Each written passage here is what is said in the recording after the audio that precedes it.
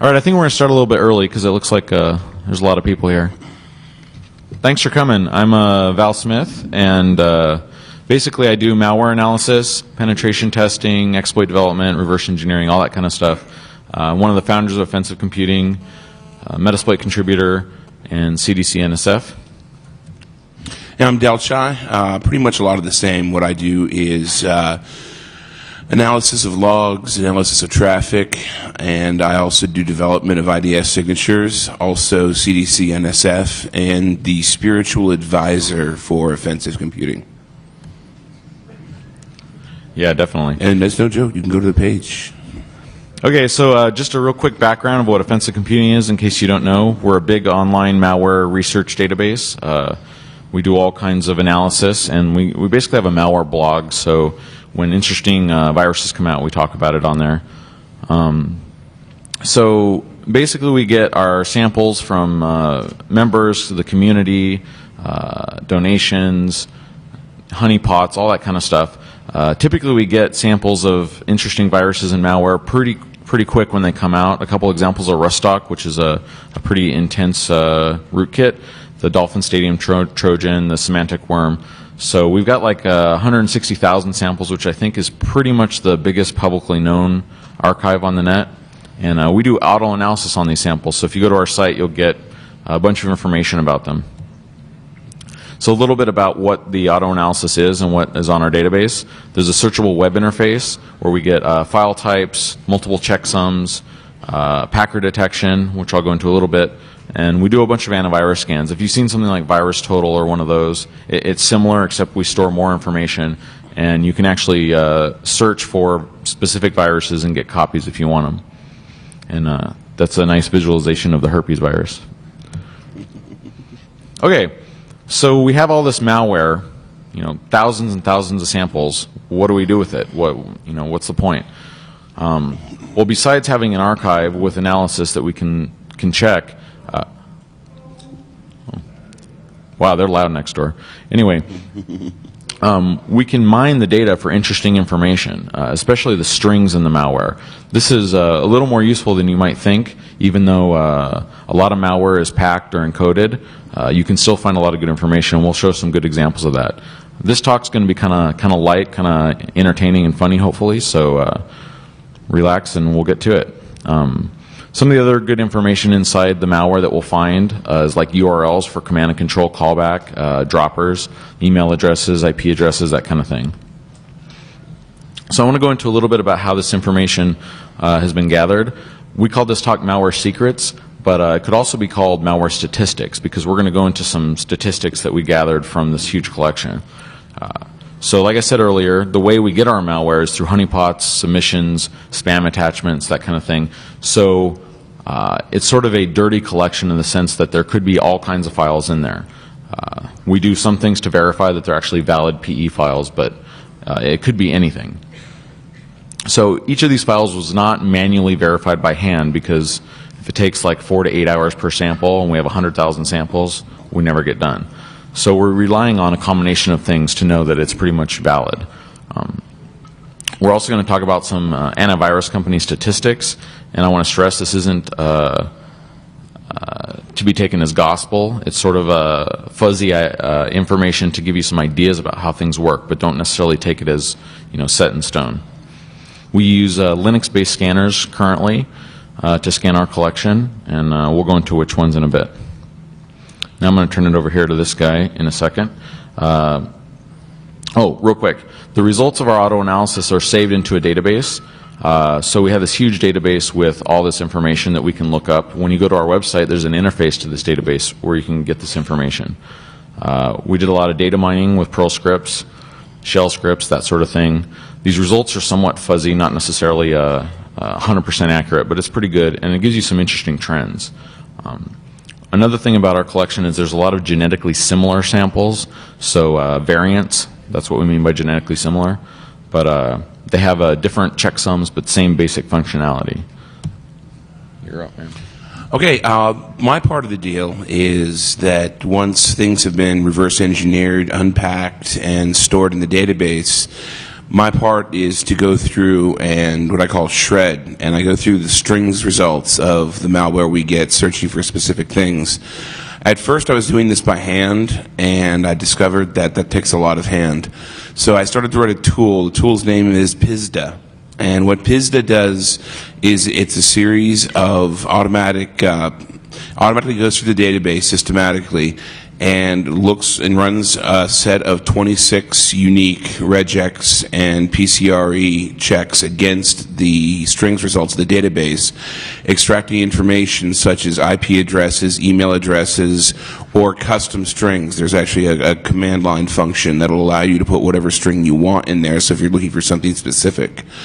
And what it does then is it takes the results from that, puts it into a database with a unique marker as to which piece of malware it came from. From there, we can correlate things such as how many people are using unique, or how many people are using the same pieces of malware, where they're coming from, what the results are. And from there, it will automatically, at this point, it automatically generates snort signatures and pushes them out. So my goal, and I have not achieved it quite yet, is that from the time a new piece of malware is entered the database until an IDS signature is generated is roughly 5 minutes. And we have some examples of what we've found. This is one of the more interesting ones. 777.gif came from approximately 36 unique sources from around the world. This is a call that was found inside of different pieces of malware to download this particular file, and I've just got a small sampling of the places that it was found. But if you actually download 777.gif, you'll find that it's not quite a GIF file. It's actually a little bit of HTML, a little CSS, and it calls its malware buddies and says, "Hey, we're having a party at this computer. Come on down." So that's one example of the things that we find correlating the data from PISDA, and also, we found some really unique things, and this is a good list of some of the oddball bits that we found. The Nero Start Smart was one that caught me by the short and curlies, because I wasn't expecting to find that ever. Current theory right now is that it actually is making ISOs of your hard drive and then taking them down. But that, again, is strictly theory. Some of the other ones, you can see where it's executing pieces of malware that it downloaded.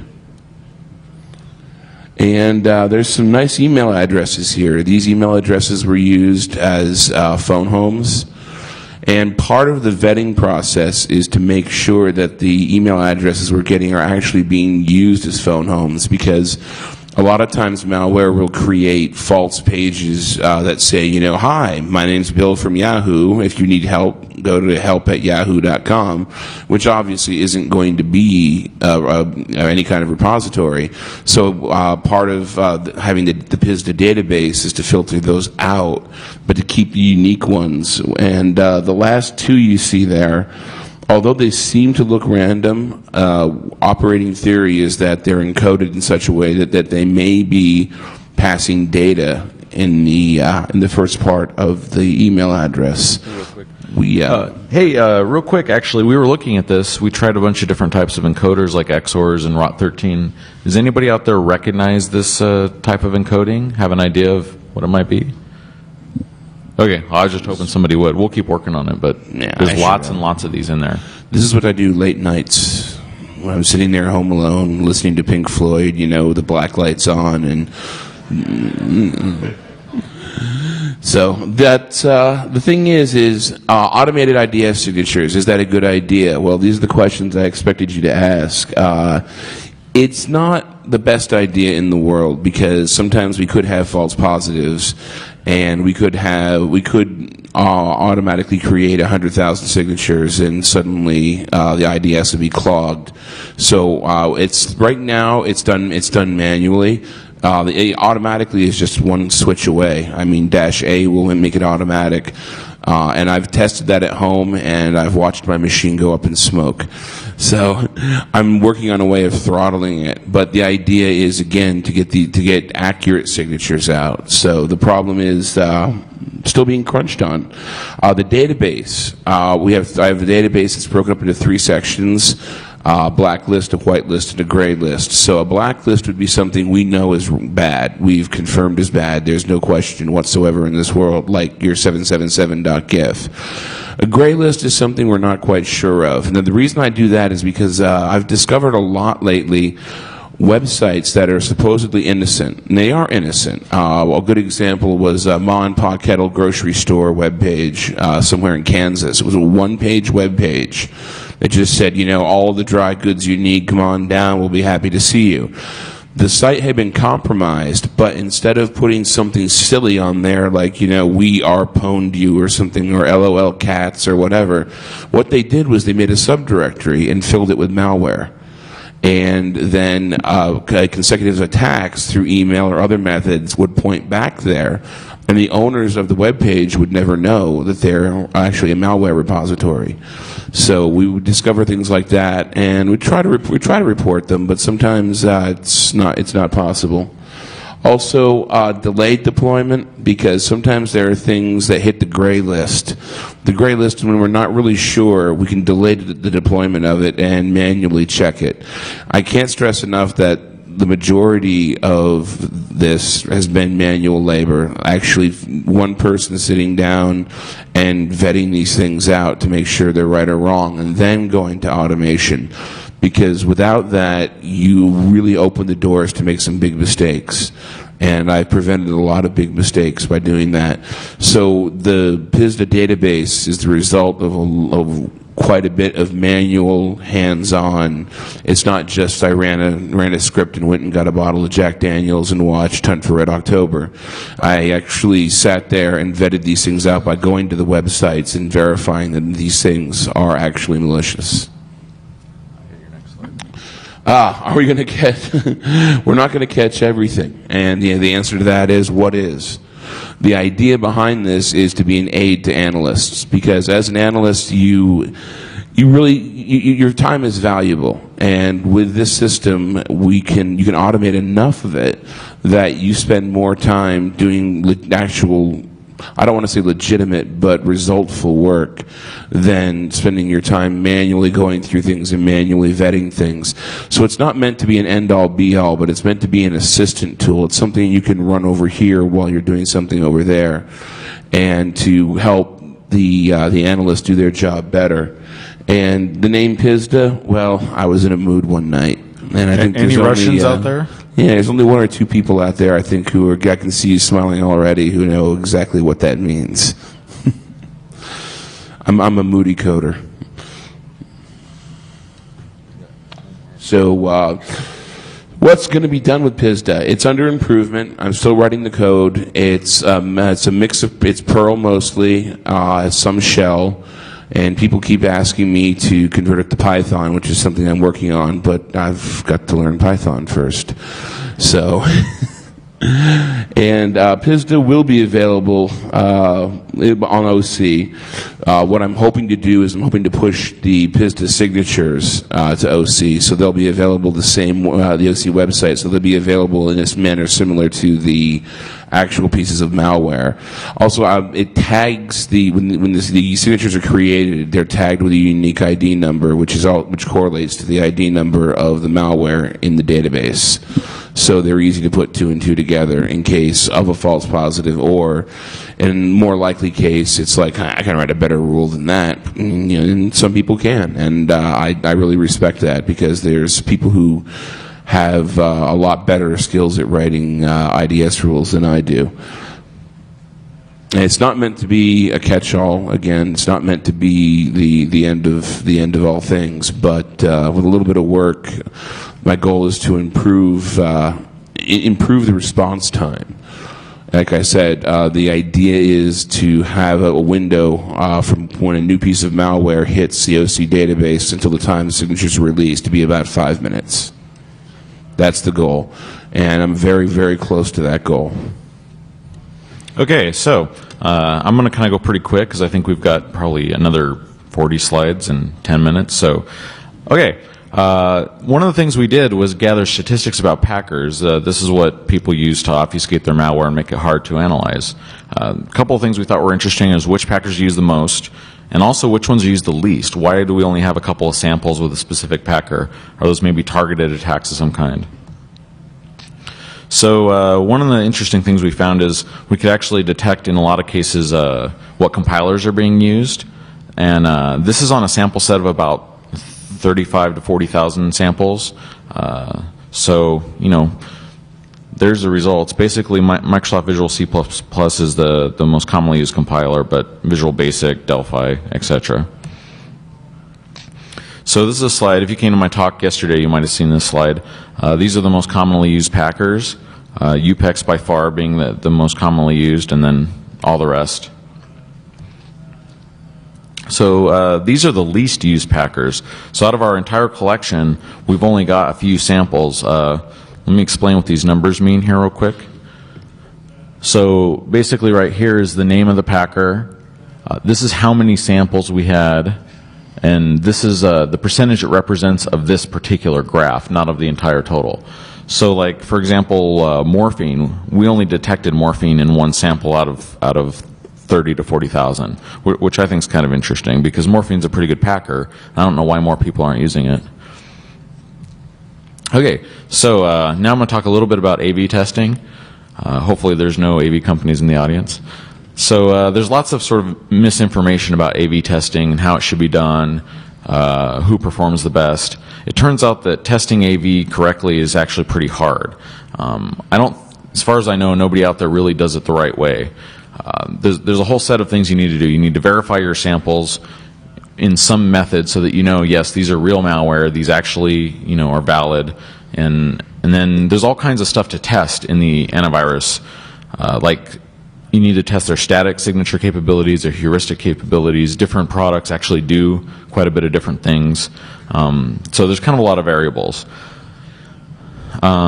Just straight up testing how well each antivirus company detects a sample is not really that useful, but it's somewhat interesting, and that's basically what we did. So we'll talk about it a bit.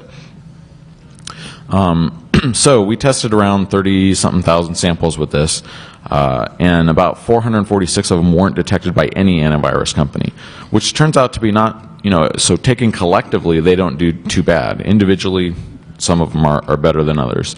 Out of these 446 files, we didn't manually test all of them, but we took a quick sampling, and the ones that we did test were indeed malicious. So here's some examples of sort of the detection rates of the antivirus products that we tested.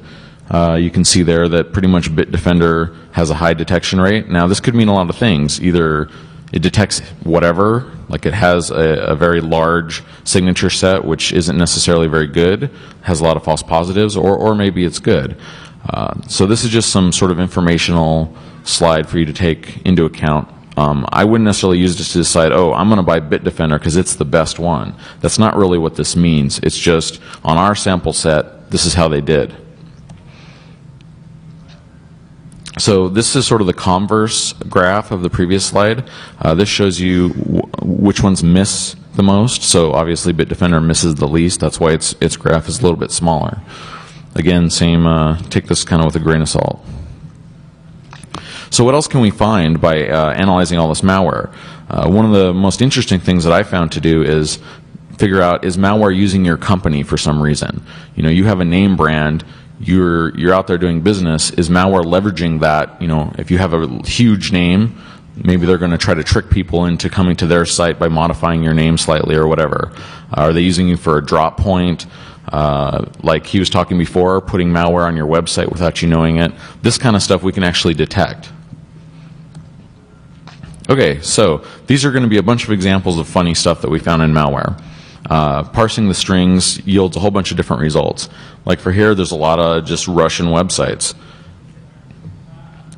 We parsed our malware for the word hack, looking for specific URLs, and we found a whole bunch. One interesting thing to do might be to go to each one of these pages and see what's on them. Looking for government, we find a lot of Brazilian sites. Brazilian bank Trojans are pretty prevalent out there on the internet right now, and for some reason they reference government sites all the time. Maybe it's because these are the people that are trying to detect them, and they're trying to avoid being caught. All kinds of international connections in the malware. There's a website called vx.netlux.org, which is similar to my site. It's a virus collection, except it's a lot more. Basically, you don't have to have an account. You don't have to do anything. You just go and download whatever. So I think a lot of the malware actually downloads. They're just droppers, and they download something more nefarious from the Netlux site. So a couple other interesting things. Some email addresses that show up all the time. I think these Xfocus guys, they used to write a lot of exploits, and probably the malware authors were just ripping exploits out of the code, dropping it into their malware, and that's why they're showing up. Hopefully they're not authoring massive amounts of malware. Obviously, these are the kind of things that show up a whole bunch. Bank, social security numbers, credit card. So one of the trends we've noticed is the financial motivation behind malware is growing quite a bit. So just interesting URLs. I thought this was kind of funny. I don't know if you can patent that, but it might be worth a shot. So yeah, you can find stuff like botnets. This is pretty much some botnet commands. I don't know why someone would put this in a malware sample, but whatever. Maybe after they own you, they want you to know what they think of you. This came up thousands of times. I don't know why anyone would use this thing, but there's credit card generator. Yeah, if you see this, don't do it.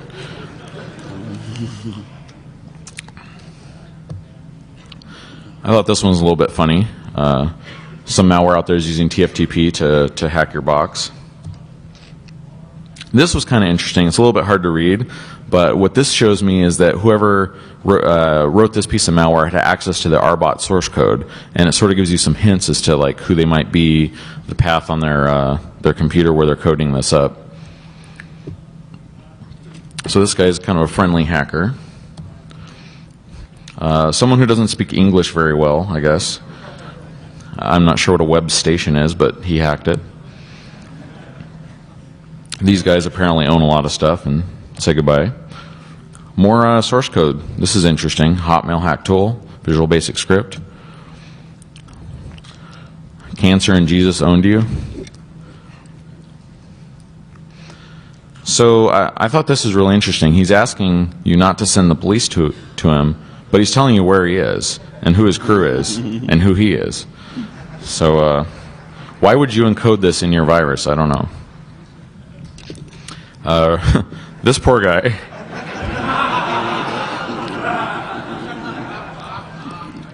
Yeah, I don't know. I feel sorry for him. I don't know if you guys recognize that picture. That's the Barbie bank robbers. But yeah, I mean, banks show up all the time in our malware collection, just tons and tons of banks. So I think a lot of the malware is actually trying to steal your account. And if you ever seen those keyboards that you use your mouse instead of typing, that really doesn't do you any good. So don't do online banking. All right, so basically in conclusion, we've got this huge collection of malware, and it provides a lot of interesting data mining opportunities. You can also do AV testing to get some ideas. It's not the best way to test AV, but you get some good results. So basically, thanks for listening. My time's up, and I appreciate it. You got anything to add?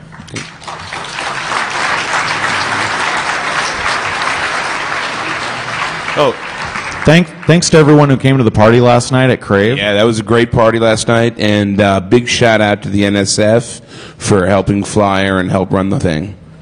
CDC, Metasploit, Poundvax, 303. Thanks. Thanks, guys.